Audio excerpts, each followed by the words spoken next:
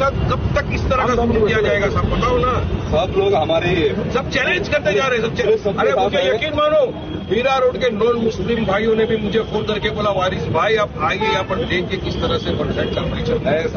लोग पूरे बाहर से आके भड़का रहे हैं यहाँ पे लोगों को। तो देश में जो लगातार मुसलमानों के हक और हुकूक के लिए आवाज उठाने का काम कर रहा है, उसे उठा करके जेल की सलाखों के पीछे ठूसने का काम कर दिया जाता है, जिसकी जीती जागती कई तस्वीरें बीते कुछ दिनों में सामने आई है। जहां सबसे पहले अगर बात की जाए तो मुफ्ती सलमान अजहरी ने जिस तरीके से बयान दिया और उनके बयान को कैसे भड़काऊ बता करके जेल की सलाखों के पीछे डाला गया है, और बीते 1 महीने होने जा रहे हैं और अभी तक मुफ्ती सलमान अजहरी साहब को रिहा नहीं कराया गया।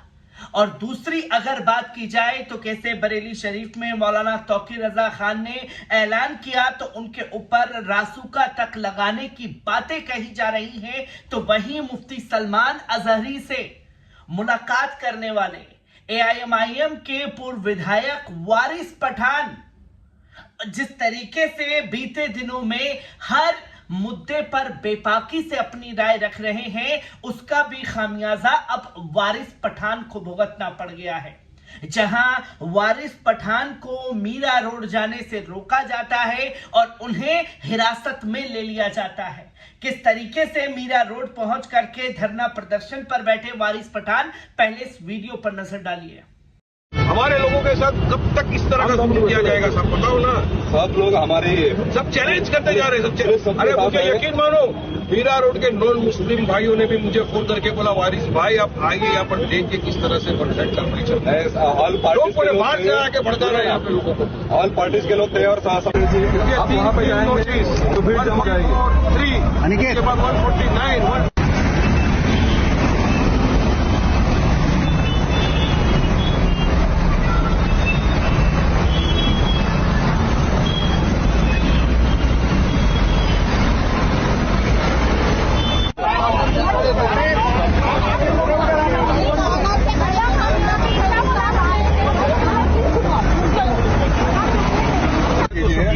आप MLA हैं और आपका लॉ ग्रेजुएट भी आपको मालूम है, ट्रैफिक बहुत है, सब कुछ जाने एक कानून का प्रावधान बता दो आप। 144 लगाया है बिल्कुल है, आप कुछ भी नहीं करेंगे ना, आप फिर भी भीड़ जमा हो जाती है। आप इधर भी आए ना तो 50 लोग अभी तक यहाँ पे आए। और मैं लॉयर, मैं मुंबई का रहवासी, मैं आ नहीं सकता, मैं आपको मिलने बोलूँ। मैंने आप आ सकते हैं, लेकिन क्या है आप आने से भीड़ पड़ेगी, वातावरण खराब हो सकता है, इससे हम आपको अलग हो नहीं जा सकते। आगे चलने जा रहा हूँ, आप जाने, मैं आपका निवेदन देना है तो यही पे मेरे को जाने मेरे लोग खड़े आए और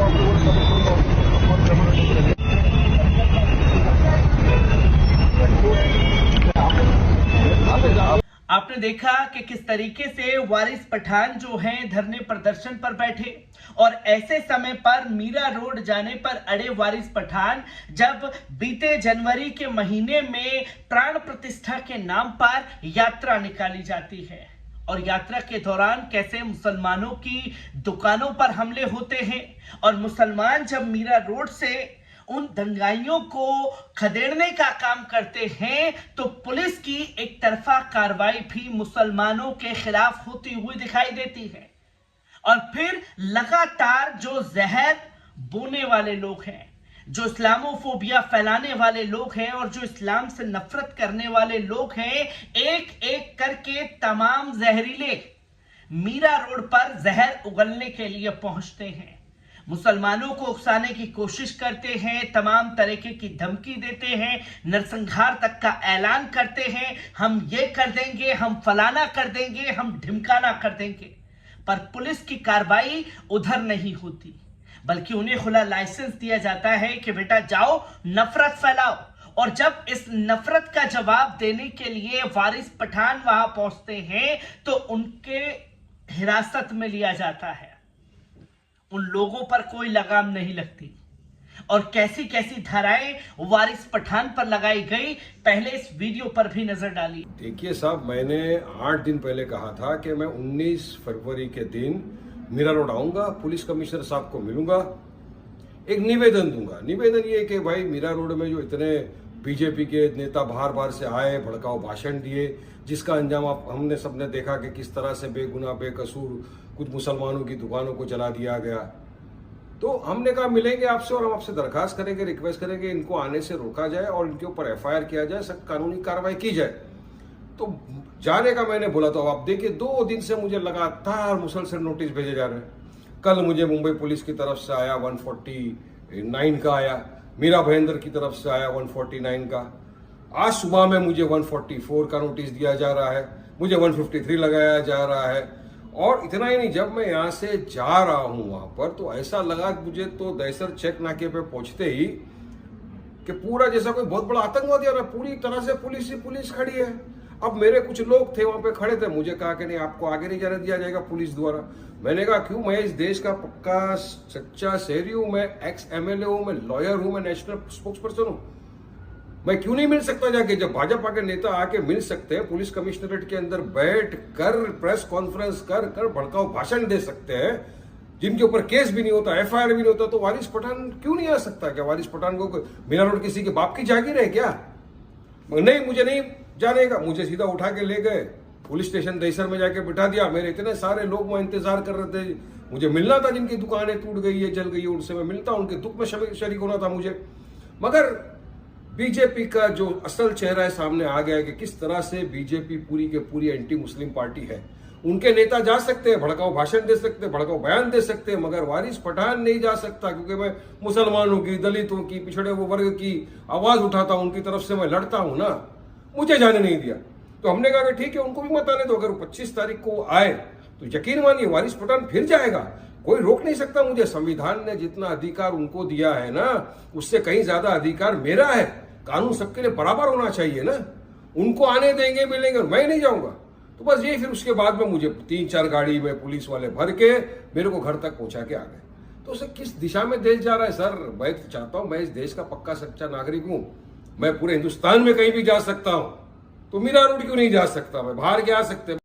सुना वारिस पठान को, जहां उन्होंने बताया कि कैसे 157 हो, 144 हो, ये तमाम धाराएं जो हैं वो लगाई गई, 147 तक लगा दी गई।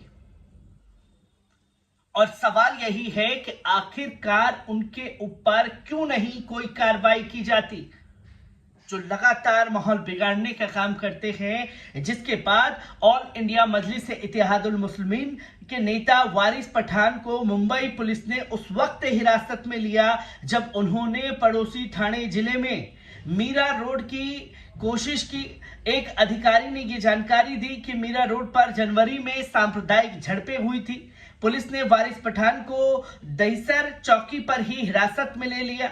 अयोध्या में पिछले महीने राम मंदिर में प्राण प्रतिष्ठा समारोह के लेकर के मीरा रोड पर बवाल की कुछ तस्वीरें सामने आई थी, जिस पर दहिसर पुलिस ने, एक अधिकारी ने बताया कि AMIM नेता दहिसर जांच नाके पर उस समय रोका गया जब वे मीरा रोड जा रहे थे।